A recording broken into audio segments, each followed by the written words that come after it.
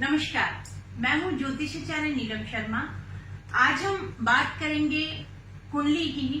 किस तरीके से मैंने आपको बताया कि हमारे 9 ग्रह होते हैं और 9 ग्रह अगर कुंडली में जहां जहां भी बैठते हैं उसके अनुसार ही वो अपना असर जातक पे छोड़ते हैं, जिसकी भी कुंडली होती है। यानी कि अगर सूर्य देव प्रथम भाव में बैठेंगे उसके लग्न कहा जाता है। लग्न में अगर वो होंगे तो वो क्या प्रभाव देंगे, द्वितीय भाव में वो क्या प्रभाव देंगे, तृतीय में क्या देंगे, वो सारा का सारा जैसे से भाव के अंदर बैठते हैं सूर्य देव का अगर जो नेचर है, स्वभाव है, उसको अगर हम जान लेते हैं तो फलादेश करने में बहुत आसानी रहती है। इसी तरीके से लगन में, लग्न जब होती है हमारी, जो भी लग्न बनती है 1 से लेकर 12 नंबर की लग्न यानी 12वीं लग्न बनेगी। एक दिन के अंदर 12 लग्न होती हैं। एक तरह से देखा जाए तो ये 12 लग्न ही पूरे दिन के अंदर 12 तरीके के व्यक्तित्व एक दिन के अंदर होते हैं और 12 ही तरीके के ग्रह का फल होता है।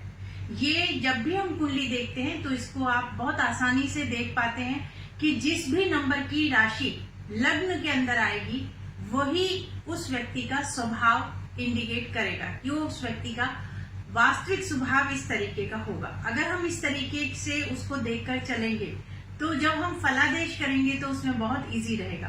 अब हम जानते हैं कि अगर लग्न के अंदर सूर्य देव होंगे तो क्या प्रभाव देंगे, चंद्र देव होंगे तो क्या प्रभाव देंगे।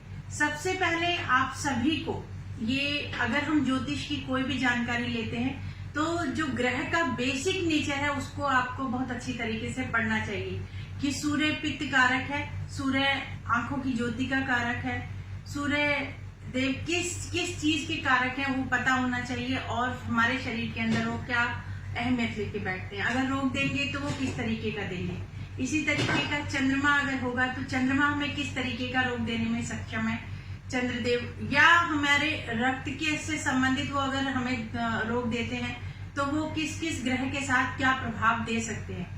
अगर शनि के साथ हैं तो विषयोग बनाते हैं तो शरीर के अंदर जो है विषयोग यानी कोई ना कोई रक्त से संबंधित बीमारी होने की पूरी संभावनाएं बनती हैं।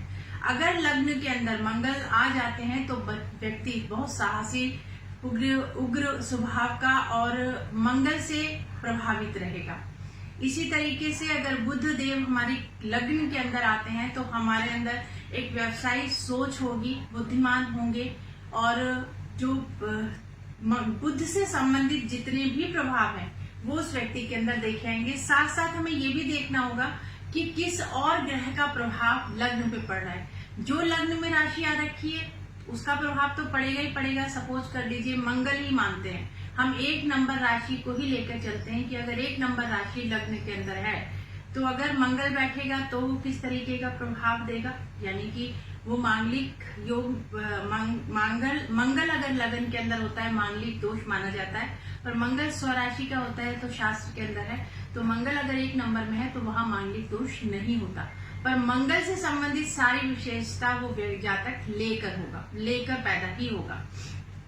साथ साथ जिस भी ग्रह की और दृष्टि पड़ेगी उसका प्रभाव भी लग्न के ऊपर पड़ेगा। लग्न मीन्स जातक, उस व्यक्ति के शरीर के ऊपर बनावट पे, सोच पे असर पड़ेगा। लग्न उसी व्यक्ति का मान सम्मान, इज्जत, धन, हम लग्न से बहुत कुछ देखते हैं। अगर लग्न बहुत मजबूत स्ट्रांग आ जाती है तो व्यक्ति का व्यक्तित्व एक प्रखरता तक पहुंचता है, प्रखर तक जहां पर शिखर है वहां पर पहुंचने की पूरी संभावना उस व्यक्ति की रहती है। अगर लग्न में ही क्रूर ग्रह आ जाते हैं और लग्न बहुत किसी तरीके से दूषित हो जाती है, चैट 12 में चली जाए या अस्त हो जाती है तो उस व्यक्ति का व्यक्तित्व हम दबा हुआ ही मानेंगे। तो ये आप मान के चलिए अगर गुरु लगन के अंदर है तो क्या प्रभाव देगा।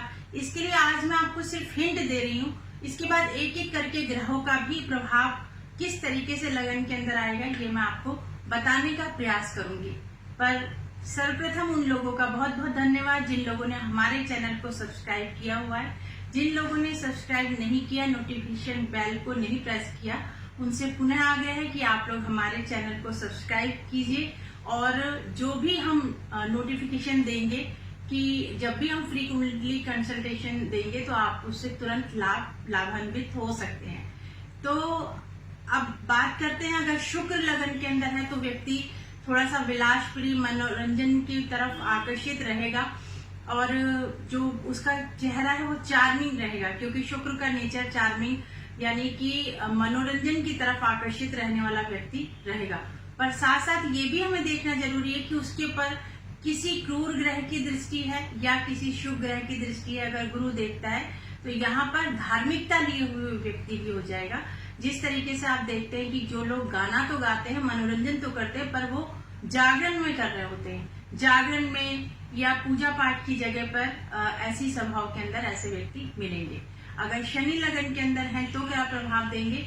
शनि मेष लगन के अंदर लगन में आते हैं तो वहां पर नीच के हो जाते हैं। उस व्यक्ति की शरीर में अगर हम सिर को लेते हैं तो वहां पर कहीं ना कहीं कोई पीड़ा होने की संभावना बनती है, या जो दिमाग है सिर के अंदर दर्द तो हमेशा महसूस वो व्यक्ति करेगा ही करेगा, या कभी भी दिमागी बुखार या दिमाग के अंदर कोई भी क्लॉट्स पड़ना, ये सब की संभावना बनती है, बशर्त कि उसके ऊपर कोई भी अशुभ ग्रह की दृष्टि अगर है तो ये संभव है, और अगर शुभ ग्रह की आ रही है तो उसमें उतनी ही कमी हो जाएगी। इसी तरीके से राहु केतु अगर किसी भी लगन के अंदर आ जाते हैं तो वो भी अकस्मात एकदम अचानक से लाभ और या नुकसान करा देते हैं और पितृ दोष की संभावनाएं बनती हैं। तो लग्न में आए ग्रह का किस तरीके से हमें स्वागत करना चाहिए या बलवान करना चाहिए, या उसको अगर वो हमारे को नुकसान पहुंचा रहा है तो उसका हमें दान पुण्य करके उसको निबल करना चाहिए। तो ये एक कुंडली के माध्यम से आप जान सकते हैं कि कौन सा ग्रह में क्या प्रभाव दे रहा है। अगर कोई ग्रह में शुभ प्रभाव दे रहा है तो उसे हम स्टोन पहन के स्ट्रॉन्ग कर सकते हैं, और अगर कोई ग्रह में प्रभाव अच्छा नहीं दे रहा तो हम उससे पूजा पाठ, उससे संबंधित पूजा पाठ या दान कराएंगे तो वो हम लोगों के लिए श्रेष्ठ रहेगा। तो आज आपने लग्न से संबंधित जाना, लग्न से हम क्या क्या हासिल कर सकते हैं, ये एक अलग वीडियो में आपको बनाऊंगी जिसमें आपको समझाऊंगी कि लगन से हम क्या क्या हासिल कर सकते हैं। और बेसिक नेचर्स जो है वो मैं आपको पिछले वीडियो के अंदर सूर्य का बेसिक नेचर क्या है, सूर्य देव क्या कर सकते हैं, चंद्र देव का बेसिक नेचर क्या है, पिछले वीडियो में आप जाकर देख सकते हैं। 2018 में वो वीडियो बनाए हैं, पर आज इस श्रृंखला को और उस श्रृंखला को जोड़ने का मेरा प्रयास है। तो आगे एक नई जानकारी लेकर आपके समक्ष फिर उपलब्ध होंगे। तब तक के लिए नमस्कार।